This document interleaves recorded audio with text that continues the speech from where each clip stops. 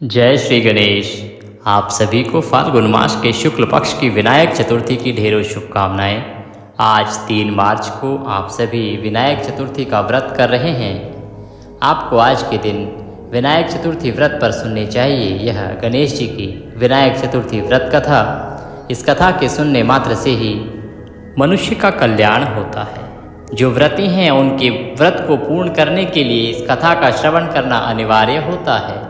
कथा के सुनने मात्र से ही आपके सभी दुख दूर हो जाते हैं। जो माताएं बहनें पति की लंबी आयु के लिए व्रत करती हैं उनके सुहाग सदा अमर रहते हैं, संतानों की आयु लंबी होती है। आपने आज का व्रत पूजन कर लिया होगा। व्रत पूजन की विधि हमने आपके लिए पहले ही अपलोड कर दी थी। पूजन करने के बाद आपको विनायक चतुर्थी की कथा सुननी है। कथा सुन के आप आरती करेंगे। तो आज के इस वीडियो में अभी हम कथा सुनाएंगे। कथा के बाद आरती और अन्य नियमों के बारे में चर्चा करेंगे। आइए अब हम कथा आरंभ करते हैं। आपसे निवेदन है कि अपने व्रत की सफलता के लिए और भगवान गणेश की कृपा प्राप्त करने के लिए कमेंट बॉक्स में अवश्य लिखिएगा जय श्री गणेश या ओम गंगणपतये नमः। भगवान की यह कथा यदि आपको थोड़ी सी भी अच्छी लगे तो कृपया एक बार लाइक अवश्य कर दीजिएगा, क्योंकि आपका एक लाइक हमारे लिए बहुत महत्वपूर्ण होता है। कथा के अंत में आपको चंद्रोदय का समय भी बताया जाएगा।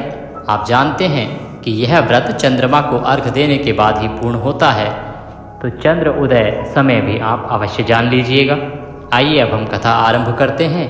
आप देख रहे हैं देवभूमि ज्योतिष संस्थान का प्रतिष्ठित यूट्यूब चैनल देवभूमि धार्मिक कथा प्रारंभ करते हैं।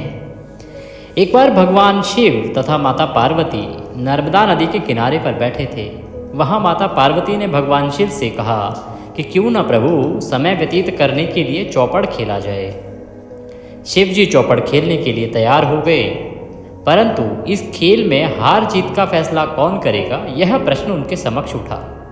तो भगवान शिव ने कुछ तिनके एकत्रित कर उसका एक पुतला बनाकर उसकी प्राण प्रतिष्ठा कर दी और पुतले से कहा कि बेटा, हम चौपड़ खेलना चाहते हैं, परंतु हमारी हार जीत का फैसला करने वाला कोई नहीं है, इसलिए तुम बताना कि हम दोनों में से कौन हारा और कौन जीता। इसके बाद भगवान शिव और माता पार्वती चौपड़ खेलना आरंभ कर देते हैं। यह खेल 3 बार खेला गया और संयोग से तीनों बार माता पार्वती ही जीती।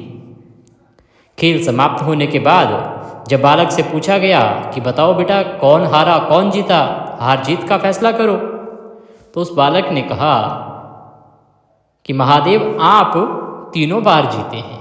यह सुनकर माता पार्वती क्रोधित हो गई और क्रोध में आकर उन्होंने बालक को लंगड़ा होने का श्राप दे दिया। इतना सुनते ही वह बालक परेशान हो गया। उसने माता से क्षमा याचना कही तथा उनसे कहा कि ये मुझसे अज्ञानतावश हुआ है, मैंने जानबूझ के ऐसा नहीं किया है, मैंने किसी द्वेष भाव से ऐसा नहीं किया है। माँ, मुझे क्षमा कर दो, मुझे क्षमा कर दो। बालक द्वारा इस बार बारंबार क्षमा मांगने पर माता ने कहा कि मैंने तुम्हें जो श्राप दिया है वो वापस तो नहीं हो सकता, परंतु एक उपाय बताती हूँ कि यहीं विनायक चतुर्थी पर, फाल्गुन मास की विनायक चतुर्थी पर कुछ नाग कन्याएं आएंगी। उनसे तुम गणेश पूजन व व्रत का विधान पूछना।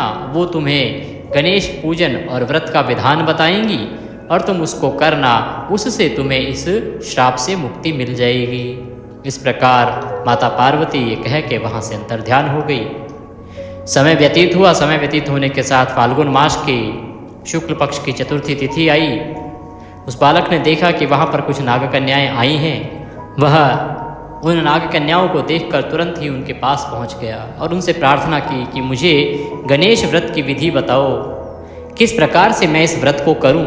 नाग कन्याओं ने उसे गणेश जी के व्रत की संपूर्ण विधि बताई कि इस प्रकार से तुम इस व्रत को करो तो भगवान गणेश अवश्य ही प्रसन्न होंगे और तुम्हारी सभी मनोकामनाएं पूरी करेंगे। इस प्रकार नाग कन्याएं उसको व्रत की विधि बताकर और अपना पूजन करके वहाँ से चली गई।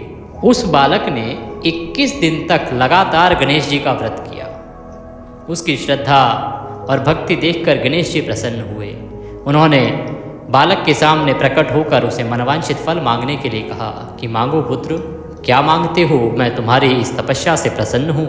जब भगवान गणेश ने इस प्रकार से कहा तो उस बालक ने कहा कि हे विनायक जी महाराज, मुझ में इतनी शक्ति दीजिए कि मैं अपने पैरों से चलकर अपने माता पिता के साथ कैलाश पर्वत पर पहुंच सकूं और वे यह देख प्रसन्न हों।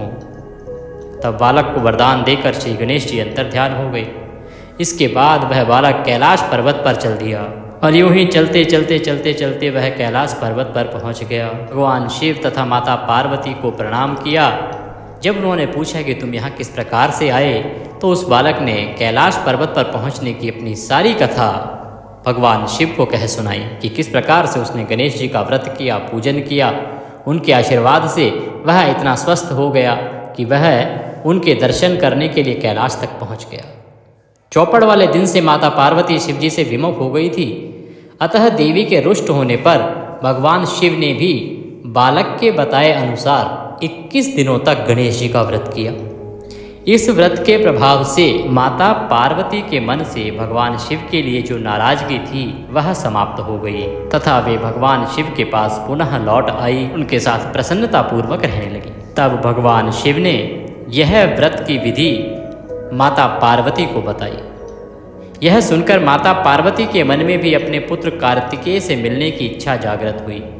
अतः माता पार्वती ने भी कार्तिकेय से मिलने की इच्छा की पूर्ति के लिए 21 दिन तक श्री गणेश जी का व्रत किया तथा दुर्वा, फूल, लड्डुओं से गणेश जी का पूजन अर्चन किया। व्रत के 21वें दिन भगवान गणेश की कृपा से, उनकी प्रसन्नता से माता देखती हैं कि उनकी यह इच्छा पूरी हो रही है और कार्तिकेय जी स्वयं माता पार्वती जी से मिलने आ गए।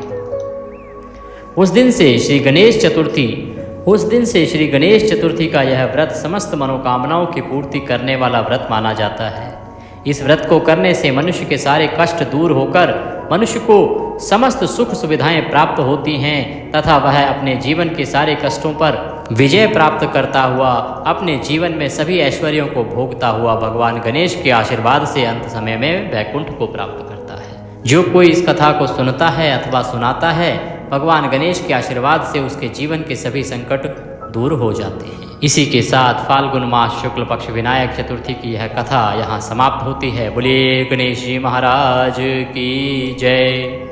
अब हम आरती करेंगे। आरती के लिए आप कपूर जला लीजिए अगर कपूर है तो, और नहीं तो आप जोत जला लीजिए, दिया जला लीजिए। पूजा के लिए जो भी आपने दिया इस्तेमाल किया है, प्रयोग किया है, उस दिए से आरती नहीं करते हैं। वो आपकी पूजा के साक्षी देव हैं, उनको उठाया नहीं जाता है। तो आप आरती के लिए एक नया दिया लगाएं या तो आप कपूर से भी आरती कर सकते हैं। आइए आरती आरंभ करते हैं। जय गणेश जय गणेश जय गणेश देवा, माता जकी पार्वती पिता महादेवा।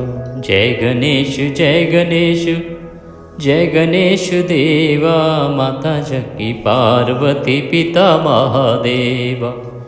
एक दंत दयावंत चार भुजधारी, एक दंत दयावंत चार भुजधारी, माथे सिंदूर विराजे मूसे की सवारी, माथे सिंदूर विराजे मूसे की सवारी।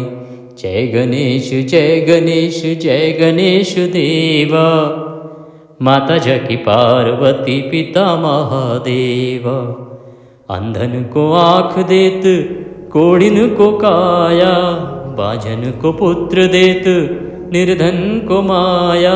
जय गणेश जय गणेश जय गणेश देवा, माता जकी पार्वती पिता महादेवा। हार चढ़े फूल चढ़े और चढ़े मेवा, लड्डून का भोग लगे संत करे सेवा। मोदकों का भोग लगे संत करे सेवा। जय गणेश जय गणेश जय गणेश देवा, माता जकी पार्वती पिता महादेवा। दीनन की लाज रखो शंभु सुतवारी, मनोरथ को पूरा करो जाए बलिहारी। जय गणेश जय गणेश जय गणेश देवा, माता जकी पार्वती पिता महादेवा। सब देवों में तुम बड़े हो सबसे पहले सेवा, शूर श्याम शरण आए सफल कीज सेवा। जय गणेश जय गणेश जय गणेश देवा। माता तेरी पार्वती पिता महादेवा। वक्रतुंड महाकाय सूर्यकोटि समप्रभ निर्विघ्नं कुरु मे देव सर्वकार्येषु सर्वदा। बोलिए गणेश जी महाराज की जय। अब शीतलीकरण करेंगे। आरती के चारों तरफ हाथ में जल लेके घुमा के छोड़ दीजिए। शीतलीकरण के बाद भगवान को आरती दीजिए, उसके बाद स्वयं आरती लीजिए। पारिवारिक जन यदि बैठ के पूजन कर रहे हैं तो उन्हें आरती दीजिए। इसके साथ ये आज की जो कथा और पूजा है हमारी वो यहाँ पर समाप्त होती है। अब आप नियमों के अनुसार दिन को व्यतीत कीजिएगा, ब्रह्मचर्य का पालन कीजिएगा। दिन में अन्न ग्रहण नहीं करना है। फल आहार आप कर सकते हैं, जूस पी सकते हैं, फल खा सकते हैं, परंतु अन्न ग्रहण नहीं करेंगे। जिन माताओं बहनों के यहाँ चौथ माता की पूजा होती है वो सायंकाल को चौथ माता की पूजा करेंगी और चौथ माता की कथा करेंगी। उसका वीडियो भी हम आपको अपलोड कर देंगे, उसमें चौथ माता की कथा आप अवश्य ही सुनिएगा। और रात्रि को चंद्रमा के उदित होने पर आप चंद्रमा को अर्घ्य देके और व्रत पूर्ण करेंगे। आपने जब कथा सुनी है उस समय आप हाथ में कुछ अक्षत लेके कथा सुनिएगा और वो जो अक्षत हैं उनको आप जल के लोटे में, रात्रि को जब हम चंद्रमा को अर्घ्य देंगे ना, उसके जल के लोटे में वो अक्षत डालिएगा। थोड़ा सा उसमें कच्चा दूध अगर हो तो वो मिला लीजिएगा और उसके बाद ओम सह चंद्रमसे नमः मंत्र बोलते हुए चंद्रमा को अर्घ्य देंगे, चंद्रमा का पूजन करेंगे। जो भोग बनाया होगा वो भोग लगाएंगे। उसके बाद प्रदक्षिणा करेंगे अर्थात परिक्रमा करेंगे, जल माथे से लगाएंगे और फिर आप अपना आहार ग्रहण करेंगे, अपने व्रत को खोलेंगे। ये थी विधि किस प्रकार से आपको विनायक चतुर्थी, फाल्गुन मास की जो विनायक चतुर्थी है जिसका व्रत आप सभी को रखना है 3 मार्च को, क्योंकि 2 मार्च को रात्रि को 9:01 पर यह चतुर्थी तिथि आरंभ होगी जो कि 3 तारीख को शाम को 6:01 तक रहेगी। ऐसे में सूर्य के मुख से चतुर्थी तिथि रहेगी 3 मार्च को, तो 3 मार्च को ही चतुर्थी का व्रत किया जाएगा। 3 मार्च को आप व्रत करें, पूजन करें। भगवान गणेश की कृपा से आपके सभी मनोरथ सिद्ध होंगे। वीडियो थोड़ा सा भी अच्छा लगे तो उसे एक बार लाइक अवश्य कर दीजिएगा। बात कर लेते हैं चंद्रमा उदित कब होगा। तो चंद्रमा का जो उदित होने का स्टैंडर्ड टाइम है वो रहेगा 9:35। भिन्न भिन्न शहरों में भिन्न भिन्न जो राज्य हैं उनमें अलग अलग समय पर चंद्रमा उदित होता है। तो उसके लिए आप अपने राज्यवार नाम लिख के हमसे पूछ सकते हैं। हम अवश्य ही आपको आपके शहर के अनुसार चंद्रमा के उदित होने का समय बता देंगे। चैनल पर नए हैं तो कृपया सब्सक्राइब करते जाइएगा, क्योंकि ये देवभूमि ज्योतिष संस्थान का एक प्रतिष्ठित चैनल है जिस पर हम सभी शास्त्र सम्मत जानकारियाँ देते हैं। मनगढ़ंत तरीके से कुछ नहीं बोलते हैं, इधर उधर की बातें नहीं करते हैं। जो शास्त्रों में लिखा है वही हम आपको बताते हैं। सही कथाएँ सुनने के लिए और सही तिथियां तथा व्रत की विधि आदि जानने के लिए चैनल को सब्सक्राइब करते जाइए तथा बेल आइकन को अवश्य दबा दीजिएगा, तभी आपको सारे वीडियोस मिल पाते हैं। अन्यथा आपको सारे वीडियो मिलते नहीं हैं, वो छूट जाते हैं। तो सब्सक्राइब करने के बाद जो बेल का निशान बना हुआ आया उसको अवश्य दबा दीजिएगा, जिससे कि आपको सभी वीडियोस प्राप्त होते रहें। भगवान गणेश सब पर कृपा करें। अपने व्रत की सफलता के लिए कॉमेंट बॉक्स में अवश्य लिखिए जय श्री गणेश।